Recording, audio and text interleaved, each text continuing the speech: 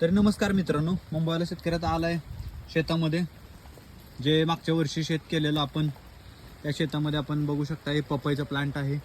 त्याच्यानंतर हे पेरू हे जे ट्रान्सप्लांटेशन आहे मागच्या वर्षी केलेलं आपण आता त्याचा डेमो आता प्रत्यक्षरित्या आपण दाखवतो तुम्हाला सर्वांना. हे आहे आपलं क्षेत्र आहे, चचेगावमध्ये आपलं क्षेत्र आहे. इस्रायल टेक्निकमध्ये आपण हाय डेन्सिटीवरती हे पेरूची लागण केलेली आहे. त्याच्यामध्येच आपण क्रॉस पॉलिनेशनमध्ये हे बघू शकता हे पेरू झाल्यानंतर हे पपई आहे. एक लाईन अशी पपईची दिसते तुम्हाला, त्याच्यानंतर दुसरी लाईन आहे ते पेरूची आहे, त्याच्यानंतरच ही पपई पेरू, त्याच्यानंतर ही तिसरी लाईन तुम्ही बघू शकता ही आंब्याची एक लाईन, पूर्ण एक आंब्याची लाईन आहे. पण प्रत्येक आंब्याच्यामध्ये तुम्हाला दिसते झेंडूचं पण आपण ट्रान्सप्लांटेशन केलेलं आहे. बघू शकता हा शेवगा आहे एका लाईनमध्ये पूर्ण बघू शकताय.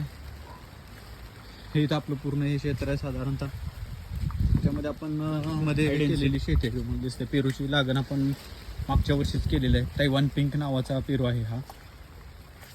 बघू शकता हे लागलेला पेरूची फलधारणा बघू शकता एक लहानपणा छोट्यापासून. महत्त्वाचा मुद्दा म्हणजे आपण ह्याला असं काय रासायनिक खताची जास्त काय मात्रा दिलेली नाही आहे. आपण नैसर्गिक पद्धतीत बऱ्यापैकी उगवण्याचा प्रयत्न, नैसर्गिक पद्धतीत झालेली ह्याची ग्रोथ आहे. बघू शकता तुम्ही हे जे आहेत पेरू पिंक कलरमध्ये आहेत. हे बघू शकता छोट्या आलेल्या कळ्या.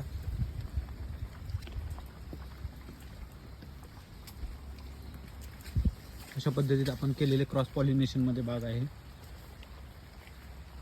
ड्रिप इरिगेशन केलेलं आहे आपण त्याला.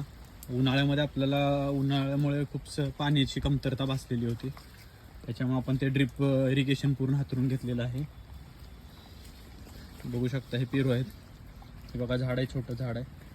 एक वर्ष झालेलं, एका वर्षामध्ये झालेले हे झाडाची पूर्ण ग्रोथ बघू शकता. छोटीशी फळं बघा, हे बघू शकता फळांच्या वजनाने झाडे पडलेलं आहे.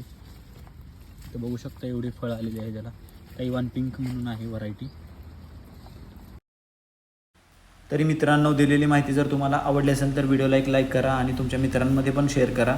आणि तुम्हाला अशा नवनवीन शेती संदर्भात व्हिडिओज पाहण्यासाठी तुम्ही आपल्या मुंबईवाला शेतकरी चॅनलला सबस्क्राईब करायला विसरू नका. धन्यवाद.